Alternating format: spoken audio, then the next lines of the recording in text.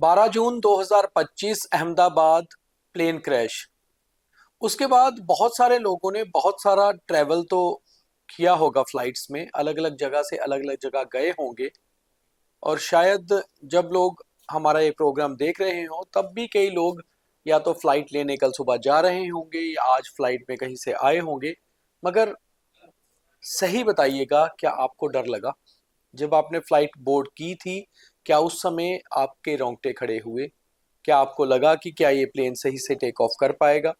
क्या आपको लगा कि आपका प्लेन सही से लैंड कर पाएगा? हालांकि इसमें कोई डरने की ऐसी बात नहीं है।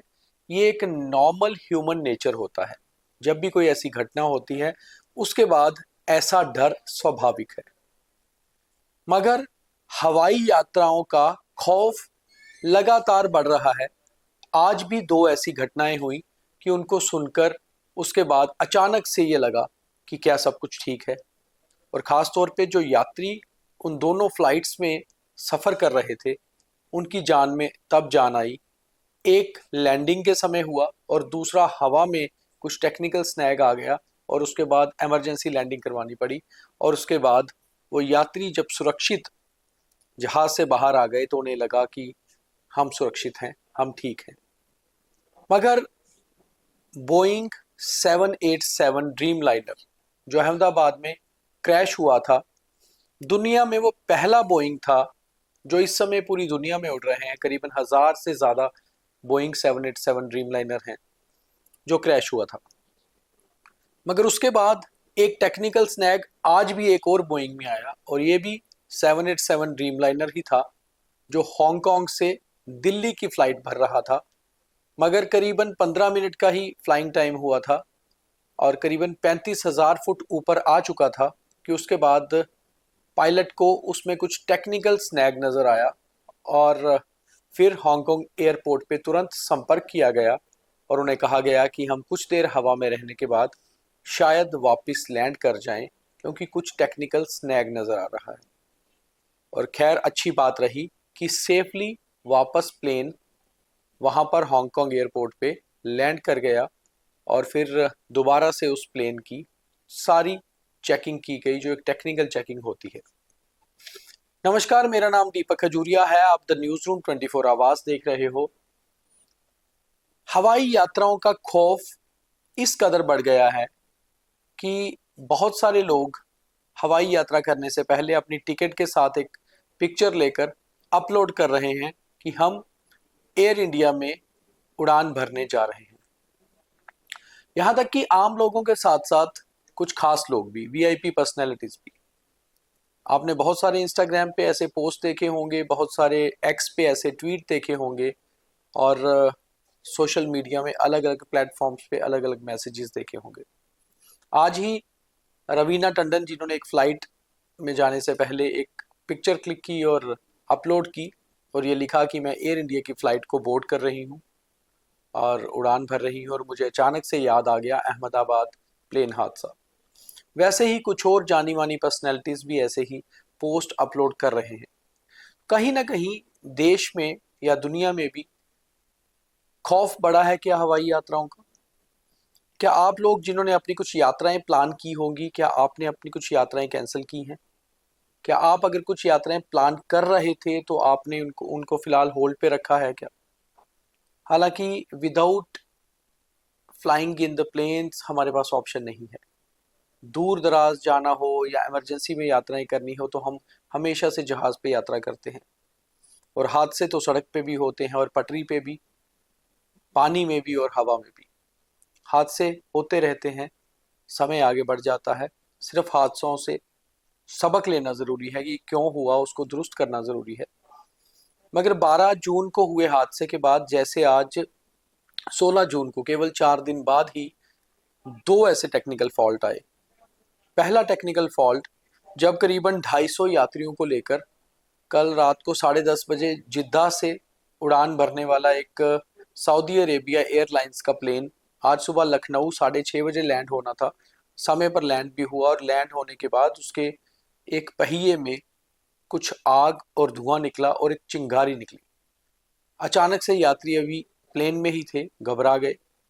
खैर सारे यात्री सुरक्षित बाहर आ गए और उसके बाद उसकी टेक्निकल चेक जो था वो उसका शुरू हो गया। अभी उसकी इन्वेस्टिगेशन चल रही है कि सऊदी अरेबिया की इस प्लेन में क्या टेक्निकल स्नैग था। दूसरी घटना हांगकांग एयरपोर्ट की।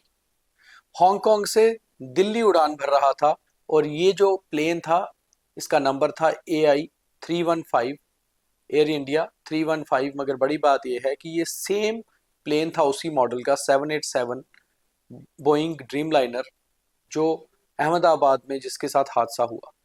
सेम फ्लाइट, करीबन 270 यात्री इसमें सवार थे, कुल लोग, जिसमें क्रू मेंबर और पायलट भी थे। हांगकांग एयरपोर्ट से उड़ान भरता है और करीबन 15 मिनट बाद ही 35,000 फीट की ऊंचाई पर पहुंचकर दोनों में से एक पायलट हांगकांग एयरपोर्ट पे मैसेज देता है कि there is some technical snag in the plane. उन्हें लगता है कुछ टेक्निकल फॉल्ट है। वो कहते हैं GTC, वहां पर जो एयर कंट्रोल सिस्टम होता है, ATC को, हांगकांग एयरपोर्ट पे, कि हम फिलहाल हांगकांग एयरपोर्ट के ही या उसी के ATC के दायरे में उड़ेंगे कुछ देर के लिए, और वहां से वो प्लेन को वापस मोड़कर उसी दायरे में उड़ते हैं। कुछ ही मिनट बाद वही पायलट दोबारा ATC हांगकांग एयरपोर्ट, वहां पर एक मैसेज और देता है कि शायद हम वापस लैंड करेंगे और आप हमें स्पेस दीजिए, क्योंकि टेक्निकल फॉल्ट कुछ नजर आ रहा है, समझ नहीं आ रहा। उसके बाद वो जहाज वापस लैंड करता है, सभी यात्रियों को सुरक्षित बाहर निकाला जाता है जहाज से, और फिर जहाज की इन्वेस्टिगेशन शुरू हो जाती है। आखिरी खबर मिलने तक हमने भी काफी सर्च किया, चेक किया, अभी तक क्या टेक्निकल स्नैग था, क्या टेक्निकल फॉल्ट था, उस बारे में जानकारी नहीं आई है। और अभी तक कोई भी जानकारी एयर इंडिया ने या टाटा, जिन्होंने एयर इंडिया को टेक ओवर किया है, उनकी तरफ से अभी तक नहीं आई है कि आखिर क्या कारण था जिस कारण हांगकांग से दिल्ली आ रही फ्लाइट को वापस लौटना पड़ा और वापस लैंड कराना पड़ा। तो ये दो हादसे आज के दिन के, 16 जून के। 12 जून को एक बड़ा प्लेन हादसा, 16 जून को दो टेक्निकल स्नैक्स। कारण क्या है अभी तक पता नहीं। इनसे हवाई यात्राओं में खौफ बढ़ना स्वाभाविक है, ये एक ह्यूमन नेचर है। जब भी हम आसपास कुछ इस तरह के हादसे देखते हैं तो हमारे जहन पर, हमारे दिमाग पर असर होता है। अगर एक हादसे ने बैसरन वैली को छोड़कर पहलगाम और पूरे जम्मू कश्मीर को खाली कर दिया सैलानियों से, और अभी बहुत समय लगेगा वहां वापस लौटने में, तो एक प्लेन क्रैश क्या कुछ प्लेन ट्रिप्स को कैंसिल करेगा, या ऐसा होगा? हालांकि एक हादसा था, वो इंसिडेंट पहलगाम का अलग था, वो टेररिस्ट इंसिडेंट था, ये एक जर्नल नॉर्मल एक्सीडेंट था। मगर उसके पीछे कुछ कारण होंगे जिनको लेकर लोग बहुत चिंतित हैं। लोगों को ये समझ नहीं आ रहा कि आखिर ये हुआ कैसे, इसके पीछे क्या वजह हो सकती है। उस वजह को तलाशा जाना जरूरी है और उसके ऊपर काम भी चल रहा है। मगर इसी बीच एक और खबर आ रही थी जो जिक्र करना बहुत जरूरी है। जो हादसा अहमदाबाद में हुआ, जिसमें कुल 242 लोगों में से केवल एक सर्वाइवर था, जो एक ही आदमी बच पाया, जिसका नाम रमेश विश्वास कुमार है और जिसके पास ब्रिटिश पासपोर्ट है, वो NRA इंडियन है। उसकी सीट नंबर 11A थी, और 11A हर प्लेन में जो सीट होती है उसके आगे एग्जिट डोर होता है, यानी कि कहीं वो जहाज टकराता है या इमरजेंसी में वो डोर खुल जाता है और वहां से आप बाहर निकल सकते हैं, बाहर छलांग लगा सकते हैं। मगर बड़ी बात यह है कि क्या इस 11A को सुरक्षित सीट होते हुए अब इसमें भी बिजनेस ढूंढेगी एयर इंडिया या बाकी प्लेन्स की जो कंपनीज हैं? क्योंकि एक खबर ये भी आ रही है कि अब हर प्लेन में जो 11A सीट होती है, हालांकि नॉर्मली तो सबसे महंगा बिजनेस क्लास की सीट्स होती हैं, और बिजनेस क्लास और इकोनॉमी क्लास के बीच होता है 11A, तो क्या 11A सीट अब स्पेशली बुक हुआ करेगी और आपको उसको बुक करने के लिए एक्स्ट्रा चार्जेस देने होंगे? ऐसी भी खबर आ रही है। अगर ऐसा हो रहा है तो कहीं ना कहीं जान की कीमत बढ़ रही है, यानी कि जो वो सीट बुक करेगा उसको एक्स्ट्रा चार्जेस देने पड़ेंगे, क्योंकि कहीं ना कहीं वो सबसे सेफ सीट मानी जाती है। 1998 में भी एक प्लेन हादसा हुआ था जिसमें एक ही आदमी, एक ही शख्स जिंदा बचा था, और वो भी 11A सीट पर ही था। और संयोग देखिए कि उसके उस हादसे के करीबन 27 साल बाद दोबारा एक हादसा होता है अहमदाबाद में, और वहां भी जो एक सर्वाइवर होता है, लोन सर्वाइवर, वो 11A सीट पे ही होता है। तो 11A सीट के शायद अब रेट्स बढ़ रहे हैं, तो ये भी कहीं ना कहीं सिचुएशन में से बिजनेस तलाशने की बात आ जाती है। ये इसको आप कितना सही मानते हैं हमें कमेंट करके ज़रूर बताइए। और बड़ी बात यह है कि हवाई यात्राओं का खौफ जो बढ़ रहा है ये स्वाभाविक है, मगर कारण ये है कि ह्यूमन नेचर है और ह्यूमन नेचर पर ऐसी चीज़ों का असर बहुत दिन तक रहता है, बहुत देर तक रहता है। और उसके बाद जैसे आज 16 जून को 2 इंसिडेंट हुए हैं, तो ये कहीं ना कहीं उस चीज़ को बैक टू बैक करके लोग देख रहे हैं।